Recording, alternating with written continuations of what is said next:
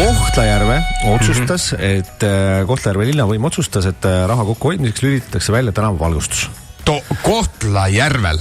Jah, me mäletame seda ka, kui Edgar Savisaar minust lülitas Tallinnas ka selle see täiesti haige tänavavalgustuse välja. Aga seda ma ei mäleta küll, et Edgar Savisaar oleks andnud soovitusi, mida teha siis, kui ta tänavatulet kustu paneb. Et kuidas siis edasi käituda. Aga Kohtla-Järve linnavalitsus on ikkagi andnud konkreetsed soovitused. Oho. Esimene asi, loomulikult tee ennast nähtavaks.